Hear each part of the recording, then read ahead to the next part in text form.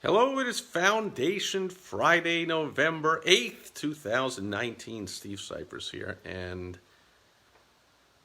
if it wasn't so pathetic, it would be comical, but I had another attempt for someone attempted to scam me today. It happens to every business. And there are things you can do to protect yourself. In fact, you can protect yourself and be ironclad from most scammers. So in this case, I'm very careful who I partner with and who I work with and who I promote and so forth. But, I'm human. Once in a while I make mistakes. And I got to tell you, since I deal in the world of human behavioral psychology and persuasion and sales, influence, manipulation, whatever you want to call it, often I attract or I deal with people who are also students of that, and sometimes they're pretty good at deception. In other words, they use this stuff for evil instead of using it for good. So, for instance, I talk sometimes about the book by Professor Robert Cialdini. He's written several books, and his original book, it's the book on influence, persuasion. Every business owner should read Cialdini's book on persuasion. And he talks about the original reason he wrote the book was to protect people from being scammed, to understand evil persuasion tactics, to avoid them. And then he says he realized that all kinds of business owners, people that were interested in marketing, advertising, sales, persuasion, influence, manipulation, whatever you want to call it, were buying his book and were really interested in it, to use it to their advantage, to learn how to persuade more people to do what they want them to do, to persuade employees to do what you want them to do, to get prospects to buy, to get customers to buy more or to buy over again, to get your family members to do what you want, whatever. He found more people were using it as a guide for using persuasion than as a shield to protect oneself from being manipulated and persuaded. But anyway, that is the book. And so again, I deal with a lot of people that will tend to use persuasive influence tactics for evil, and sometimes they get by me and they persuade me that they're an honest person when they are not. But it quickly comes to light. So here is I'm going to give you some insights into this that hopefully will help you out so that you can, just like Cialdini's original purpose behind writing his first book, that's the purpose of this video, is to help you as a business owner to not be scammed. I always say to be scammed by the scum. So not to be scummed and scammed by the scum out there, because they're out there.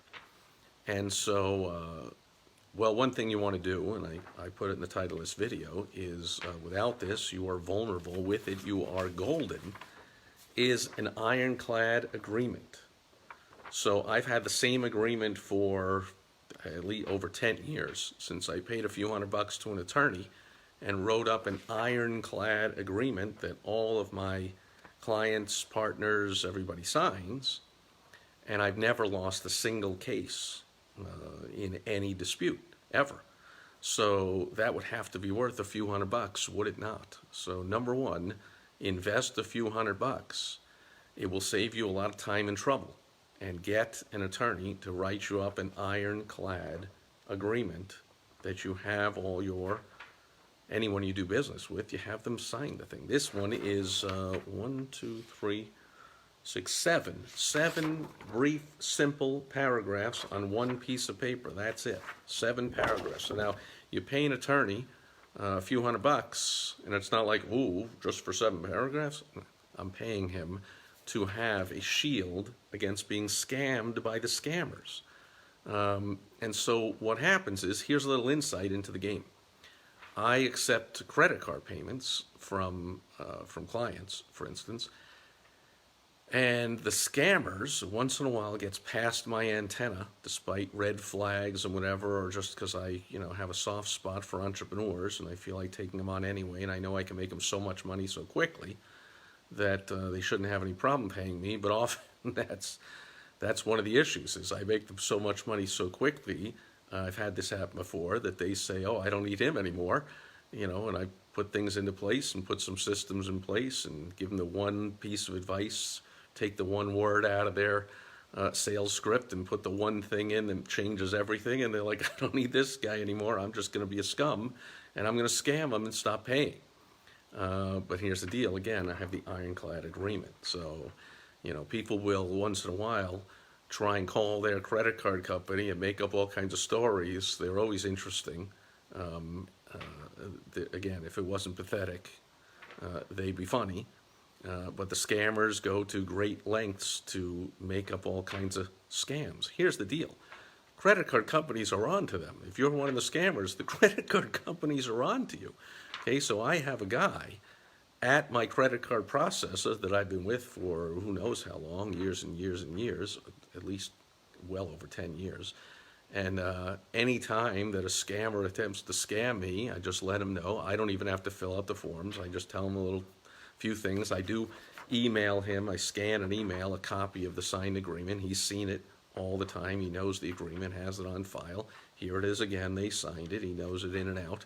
And he kind of, if I could see through the phone, I'd see him shaking his head and laughing and chuckling. I do hear the laughing and chuckling because he's like, once again, here's the deal.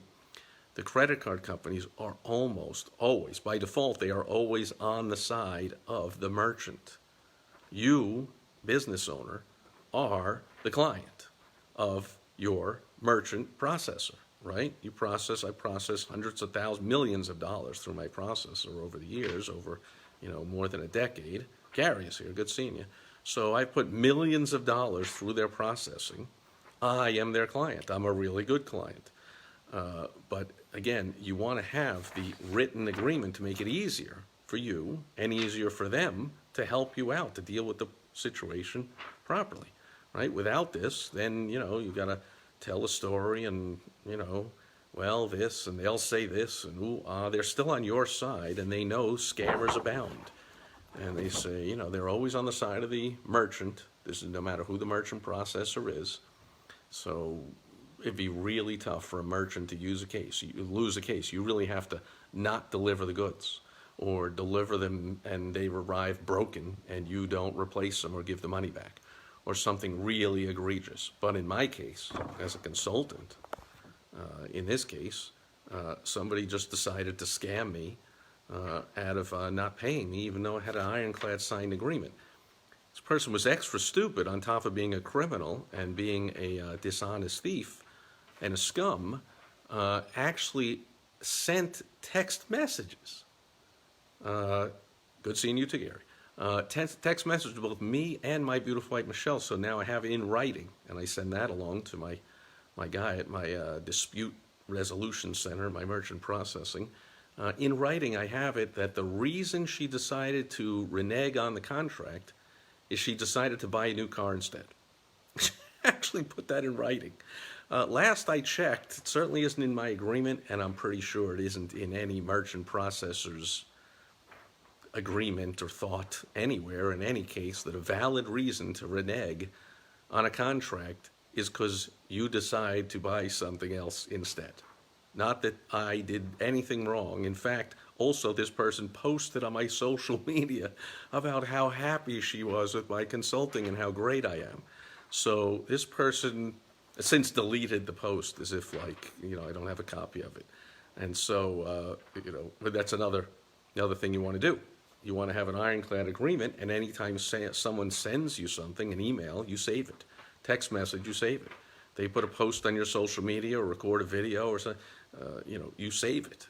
They might delete it later or whatever. So protect yourself. Make it easy, in other words, for the merchant. The merchant is always on your side. By default, they're always on the side of the merchant. They know there are scammers out there, especially, again, in my world, where they can say all kinds of things. Here's one they try sometimes. I got the advice. Yeah, he did deliver what he said. He spent all the time and this and that, but I didn't feel like using that. So, it's not working out. So I want my money.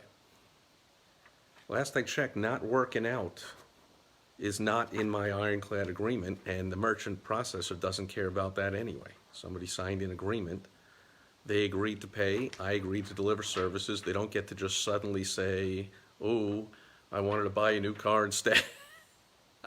I wanted to buy a new car instead. I'm sorry to laugh, but it's kind of pathetic. So bottom line, I can get into a lot more details about it and help you out because I hate to see small business owners scammed out of the hard-earned dollars that we work for as small business owners. So it's likely if you're watching this, you're working way too hard, you're underpaid, you have too much stress, not enough fun. So on top of all that, to get ripped off when you've actually delivered something, well, that would really suck, wouldn't it? So normally, all I talk about is the money getting side of things: advertising, marketing, sales, how to get more dollars, make more profit. I have a whole team that's experts on how to keep your money, tax-free investments, and all kinds of stuff like that. And this is more on that side, the legal side, the keeping the money side. But I decided, since it is Foundational Friday, this is such a foundational part, needs to be a foundational part of any business. I will say that I learned the hard way. I think for about the first few months at least, I didn't have an ironclad written agreement. I hadn't paid an attorney a few $100 and invested in my business, myself, my own sanity. And so I had difficulty. I still won the cases with the merchant. Like I said, it's almost impossible to lose a dispute when someone puts in a chargeback, unless you actually, and then you suck if you actually didn't deliver the goods as you promised, or they arrived broken and you didn't give the money back, or you didn't, if you're a plumber, you went out and they paid you to fix the sink and they called you the next day and said, "Hey, it's still dripping. We thought it was okay when you left, but then we ran the water and this morning it's dripping, and you don't go back there and fix it, or you don't give them money back," well, then you're a scum. So I'm not talking about you if you're a scum. I'm talking about if you provide an excellent product or service and you do what you say, it's basically impossible to lose a case. But I didn't make it any easier on myself or on the merchant processing company to handle the first one or two chargebacks that I got. It was all kinds of, "Well, yeah, I did say this," but it was all oral, and I said, and who, and aha, and it was way before social media came out, and so I didn't have posts and videos on social media from how happy the person was, and so, but then ever since I got the agreement, it's ironclad. By the way, included in the agreement is the 3-day cancellation. I may cancel this transaction at any time prior to midnight of the 3rd business day after the date of this transaction. Boom. So on top of it, you want to include, your lawyer will do this, but you always include a cancellation notice. Give them 3 days. This person was, one of her excuses was actually, "Well, I didn't read that when I signed." Well, first of all, I give you 15 minutes. I left the room, gave you 15 minutes to read this over, call a lawyer, to make copies, do whatever you want with it. Sign it, not sign it, I don't care. But then I gave you 3 days to cancel it. So if you're on the other side of the cash register here and you're buying something, you should have 3-day cancellation. You ought to be able to get that to an attorney and get it to somebody to review. You could cancel the thing. So, again, this is ironclad. You want to have this on your side. If you want help with this kind of stuff, I don't write contracts. I do have a law degree, but I'm not an attorney. I don't write contracts for a living, but I can help you with what you need to have in it and how to handle disputes and all that kind of stuff. It's not normally what I talk about, but, as a business consultant and coach, I coach people in areas you wouldn't believe. Small business owners, often everything going on in our personal life affects the business. So I'll coach people in anything and help them out.